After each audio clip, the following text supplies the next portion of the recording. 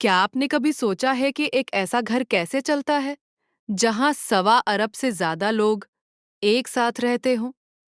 जरा सोचिए, इतने सारे लोगों का खाना पीना, उनकी पढ़ाई, उनकी नौकरियां और उनकी सेहत, ये कोई आम बात नहीं है।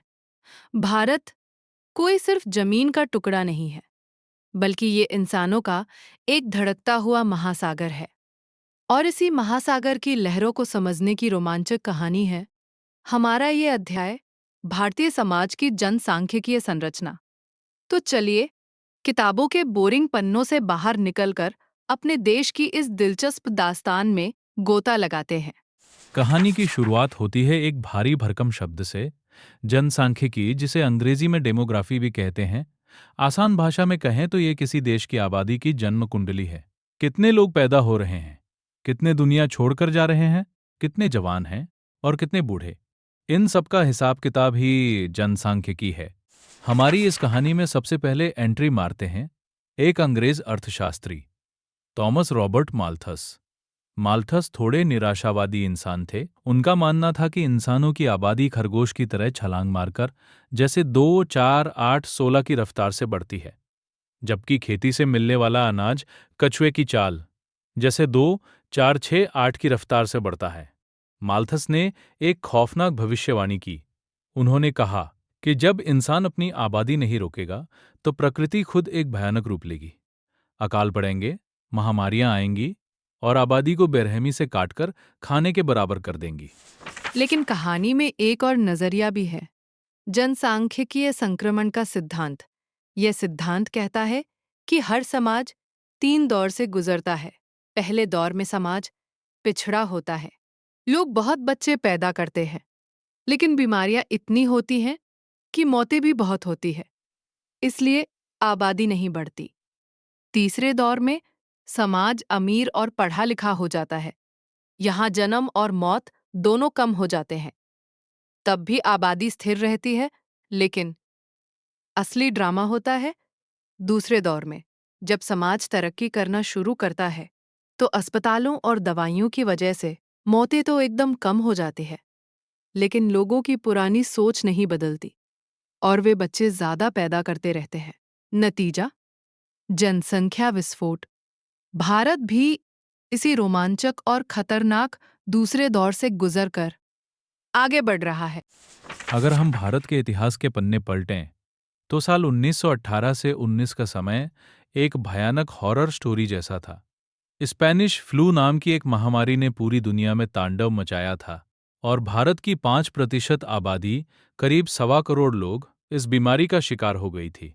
साल 1921 तक भारत की आबादी बढ़ने के बजाय घट गई थी, लेकिन 1921 के बाद जैसे किसी ने टाइम मशीन का गियर बदल दिया हो, हमारी आबादी ने जो रफ्तार पकड़ी वह आज तक नहीं रुकी।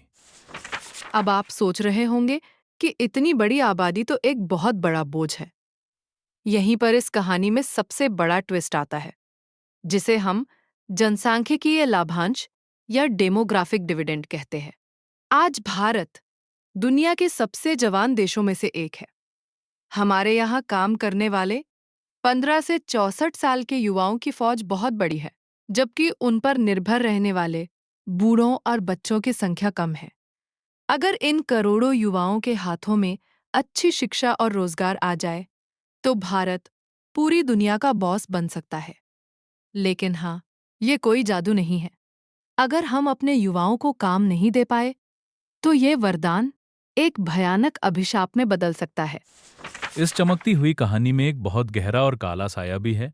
हमारा स्त्री पुरुष अनुपात यानी सेक्स रेशियो। कुदरत का नियम है कि लड़कों के मुकाबले लड़कियां ज्यादा जिंदा बचती है, लेकिन हमारे समाज ने कुदरत के इस नियम को ही चुनौती दे डाली। आज भी भारत में हर 1,000 लड़कों पर लड़कियों की संख्या कम है, और उससे भी डरावनी बात है बाल स्त्री पुरुष अनुपात का गिरना।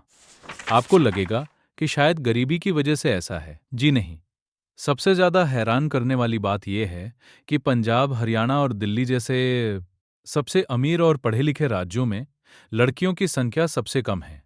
अल्ट्रासाउंड जैसी आधुनिक तकनीक का इस्तेमाल लोगों ने अपनी संकीर्ण सोच यानी बेटे की चाहत को पूरा करने और कोख में ही बच्चियों को मारने के लिए किया। यह समाज की एक ऐसी कड़वी सच्चाई है जो हमारे विकास के दावों पर एक बड़ा सवालिया निशान लगाती है। जैसे जैसे कहानी आगे बढ़ती है, हम देखते हैं कि भारत का रूप बदल रहा है। कभी गांवों का देश कहलाने वाला भारत अब तेजी से शहरों की तरफ भाग रहा है। खेती का महत्व कम हो रहा है और लोग बेहतर जिंदगी, चमक-दमक और रोजगार की तलाश में महानगरों की भीड़ का हिस्सा बन रहे हैं। पढ़ाई-लिखाई यानी साक्षरता का स्तर भी पहले से बहुत बेहतर हुआ है। लेकिन आज भी महिलाओं और पिछड़ी जातियों को इस दौड़ में आगे लाने की बड़ी चुनौती हमारे सामने खड़ी है। इस पूरी कहानी में सरकार कोई मूक दर्शक नहीं रही। आपको जानकर गर्व होगा कि 1952 में भारत दुनिया का पहला ऐसा देश था जिसने अपनी जनसंख्या नीति यानी पॉपुलेशन पॉलिसी बनाई। हालांकि 1975 की इमरजेंसी के दौरान एक बहुत ही खौफनाक चैप्टर भी जुड़ा जब लोगों की जबरदस्ती नसबंदी की गई। इस घटना ने लोगों के मन में इतना डर पैदा कर दिया कि सरकार को अपनी गलती का एहसास हुआ। आज की नई स्वास्थ्य और जनसंख्या नीतियां अब जोर जबरदस्ती पर नहीं, बल्कि लोगों की सेहत सुधारने, माताओं और बच्चों को मरने से बचाने और उन्हें जागरूक करने पर जोर देती हैं। और इस तरह ये सिर्फ कुछ आंकड़ों या ग्राफ की कहानी नहीं है। ये कहानी है भारत के उस संघर्ष की जहां वह अपनी पुरानी रूढ़ियों से लड़ रहा है, अपने करोड़ों युवाओं के सपनों को उड़ान देने की कोशिश कर रहा है और एक नए आधुनिक भविष्य की तरफ कदम बढ़ा रहा है। पूरे चैप्टर को अच्छे से समझ लेने के बाद दोस्तों, अब चलिए बोर्ड एग्जाम के most important questions and answer देखते हैं। प्रश्न 1, जनसांख्यिकीय लाभांश यानी डेमोग्राफिक डिविडेंड से आप क्या समझते हैं? यह भारत के लिए एक अवसर कैसे है? इसका उत्तर है, जब किसी देश की कुल आबादी में काम करने वाले लोगों की संख्या यानी 15 से 64 वर्ष की आयु वर्ग उन पर निर्भर रहने वाले लोगों जैसे बच्चे और बुजुर्गों की संख्या से अधिक हो जाती है तो आर्थिक विकास की संभावना बढ़ जाती है। इसे ही जनसांख्यिकीय लाभांश कहते हैं। भारत के लिए यह एक बहुत बड़ा अवसर इसलिए है क्योंकि इस समय भारत दुनिया के सबसे युवा देशों में से एक है। कार्यशील जनसंख्या ज्यादा होने का मतलब है कि हमारे पास कमाने वाले हाथ ज्यादा हैं। अगर इस युवा आबादी को सही शिक्षा, स्किल्स यानी कौशल और रोजगार दिया जाए तो भारत की आर्थिक तरक्की कई गुना तेज हो सकती है। प्रश्न 2, भारत में गिरते बाल स्त्री पुरुष अनुपात यानी चाइल्ड सेक्स रेशियो के क्या कारण है? आर्थिक रूप से समृद्ध राज्यों में यह समस्या अधिक क्यों है? बाल स्त्री पुरुष अनुपात के गिरने के मुख्य कारण समाज में गहराई तक बैठी पितृसत्तात्मक सोच और बेटे की चाहत है। इसके अलावा बच्चियों की सेहत को नजरअंदाज करना और कन्या भ्रूण हत्या यानी फीमेल फेटिसाइड इसके सबसे बड़े कारण हैं। यह हैरानी की बात है कि पंजाब, हरियाणा और दिल्ली जैसे समृद्ध राज्यों में यह अनुपात सबसे कम है।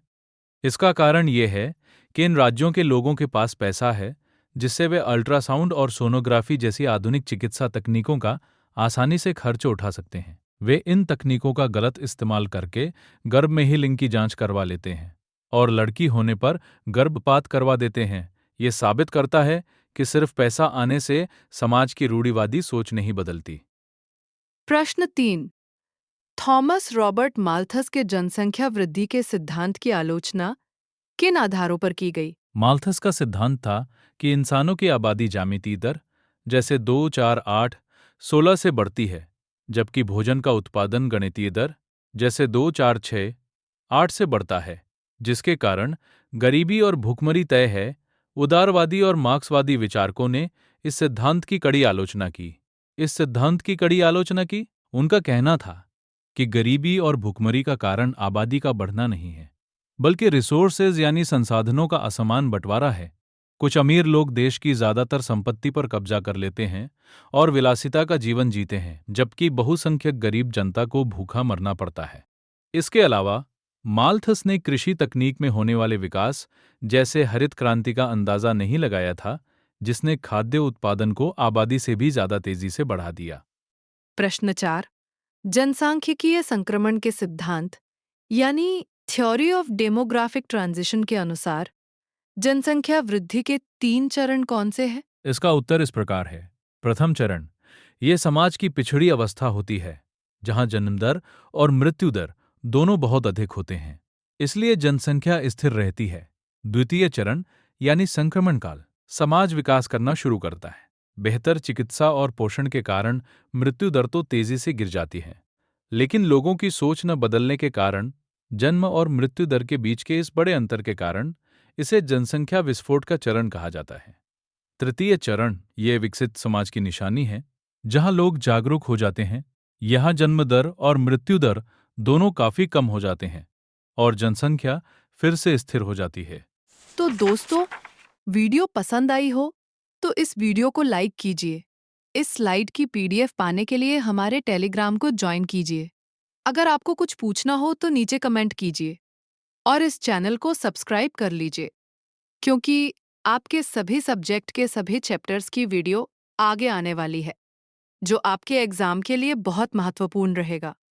मैं आशा करती हूँ कि आप हमारे एनसीईआरटीफाई चैनल से पढ़कर अपनी क्लास में टॉप करेंगे। धन्यवाद।